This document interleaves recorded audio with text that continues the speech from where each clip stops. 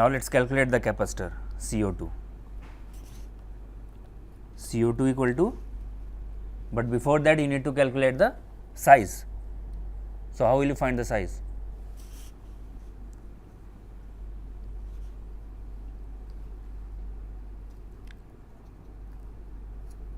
So, we need to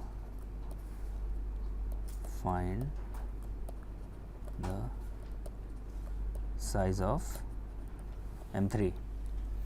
How will you find the size? So, first you need to see what current you are designing for. Okay. So, assume max load current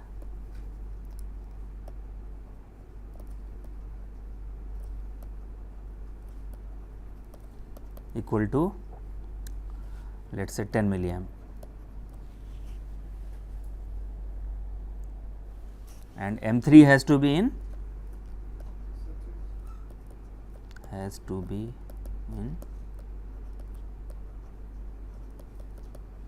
saturation. Let us say your VDD is 1.8 volt plus minus 0.1, which means VDD mean is 1 point or plus minus, not, let us make it 2, because usually we consider 10%. So, VDD mean is 1.6 volt and V out max equal to 1.5 volt, let us say. So, we have to size for the minimum VDS. So, the condition for saturation is your VGS minus VTH should be less than VDS. Okay. And in order to reduce VGS minus VTH, we have to increase the size. So, which means you have to sizes for a minimum VDS required. So, that is why I am considering the minimum VDD and maximum V out, that will give you the minimum VDS or minimum dropout voltage. Okay. So, your V drop out equal to your VDS min equal to 100 millivolt, correct, which means W by L should be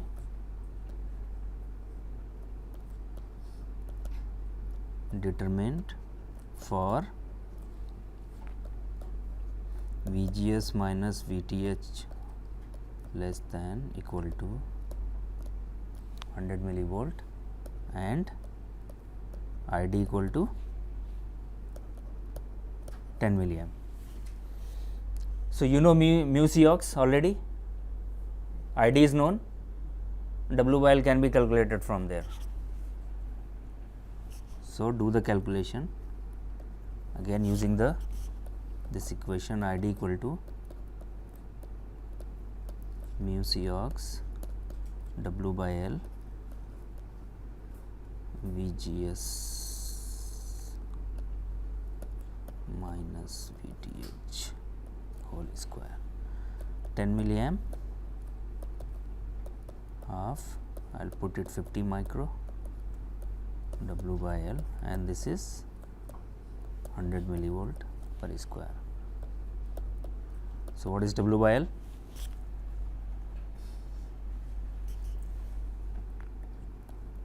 (20 milli over 50 micro into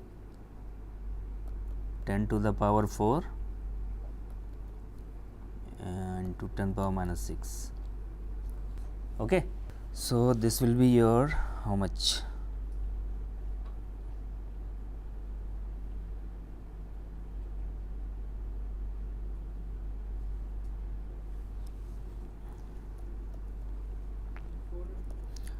So 12 minus 4, 8. So 20 into 10 power minus 3 over 50 into 10 power minus 8. Correct? So 20 over 50, 10 power minus 5, which is how much? 4 into 10 power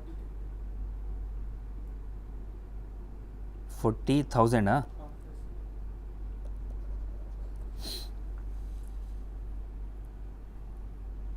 No, for this we are not assuming 1 y, but this device is very large, huh? So for power FETs you usually keep minimum channel length, otherwise your area will be bloated, huh? Your chip size will be very huge.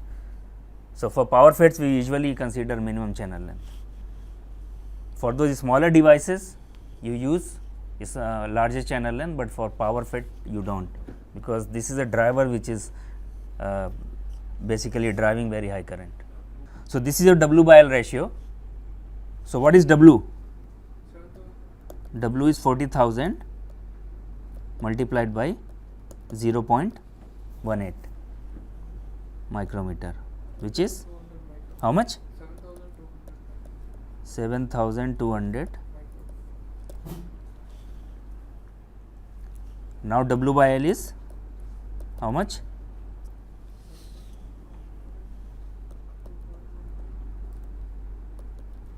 W into L basically. 1296 1296 pico. Pico? What is pico here? Because I am asking for area. 70. pico meters, because into 10 power minus 12 will come final. Just tell me the number, don't tell me the unit. 7,200 multiplied by 0.18. How much is that? 129. Okay. Micrometer square. Correct. And we know that what is the cap? C 5 femtofarad. So what is the capacitor at this node? What we call it? CO2. Okay.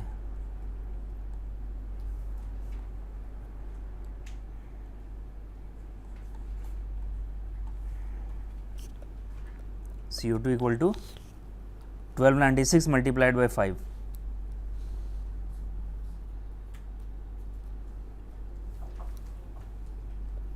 .48 picofarad.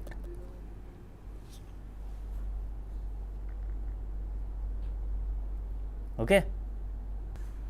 Now compare the previous cap we calculated at CO1. That was 50 femtofarad. Now we are getting 6.48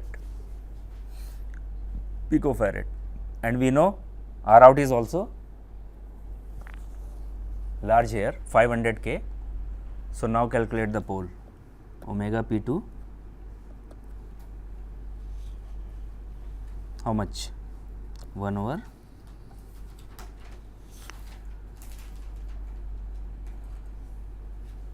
500K multiplied by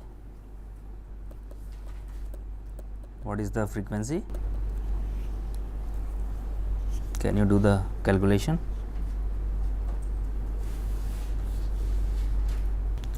So 1000 1 over 6.48.15 divided by 2 multiplied by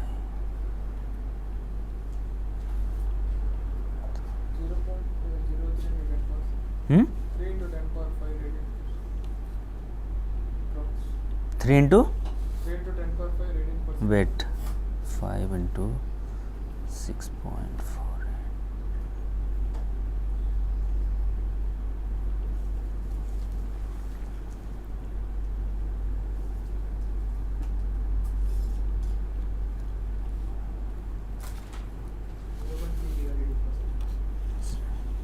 How much? 0.3 gigaradians per second. So 300. 0.3 gigaradian. Giga around No, no. 3 million per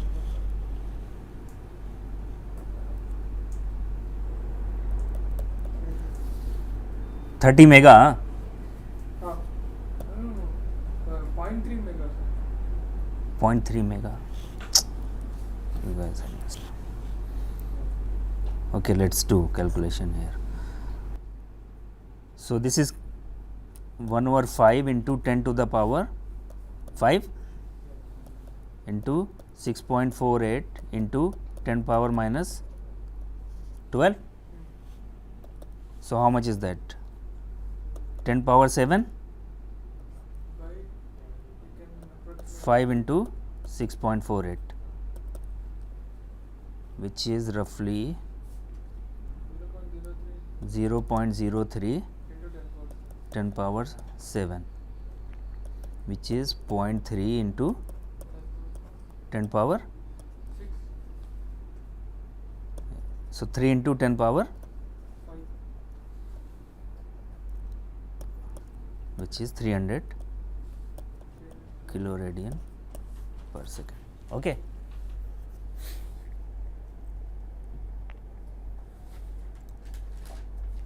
Which is will quite likely fall within your UGB.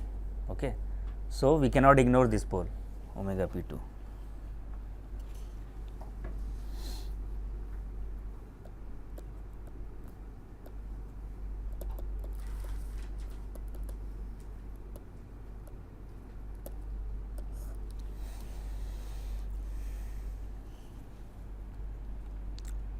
Now third pole. Where is the third pole? Third pole is the output of the pass.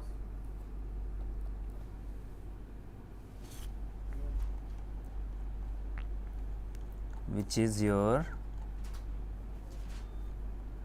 so C out. C out is basically, it's not a fixed cap. I mean, this is external cap which you need to put at the output. Okay, it could be order of picofarad, microfarad, you never know. Okay, so we have to assume a value to start with. Okay, so let's assume C out equal to, so usually order of like tens of picofarad minimum you put, and maximum could be anything like even microfarad, you don't know.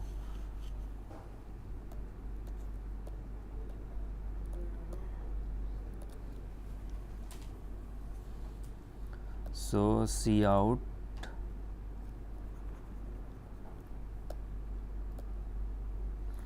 assume C out equal to 10 picofarad, and what is R out? Because current is very high.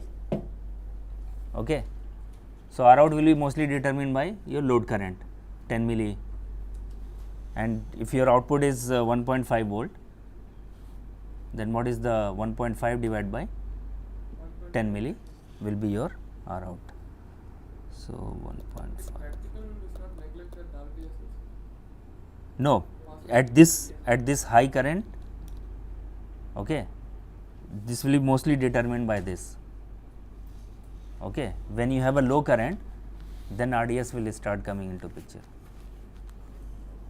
Okay, so even if you calculate that way, I mean, you apply the same formula 1 over lambda ID. Okay, so it's a minimum channel length we are assuming. So lambda is approximately, if I consider 1. So what is your what is the transistor? M3. Huh? So RO3 is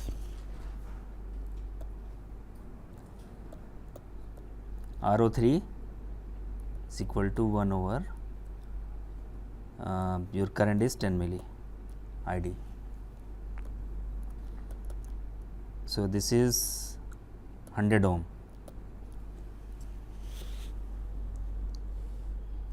Okay. Now in the load, if you consider as a resistive load, then you have to take it into parallel.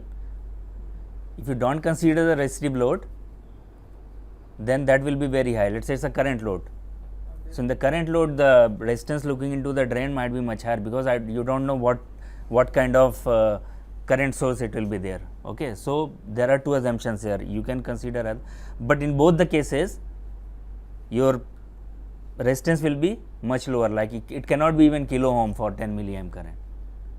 Okay, even if you let us say ignore this, 1.5 divided by 10 milli, it's 150 ohm. So you will always get order of ohms, not kilo ohms in at such a high current. So if you consider resistive load, then it will become 100 ohm parallel with 150 ohm. Okay, so let's say if we consider R load equal to 1.5 volt divided by 10 milli, which is 150 ohm, then your R out will become 100 parallel with 150. This will become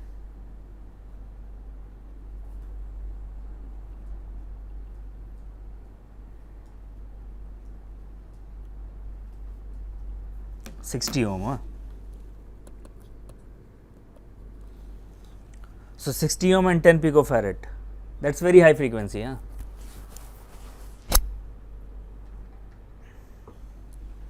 So your omega P3 equal to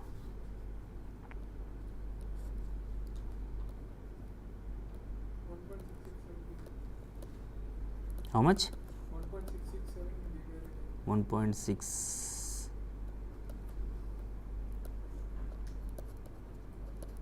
which is even higher than your first pole.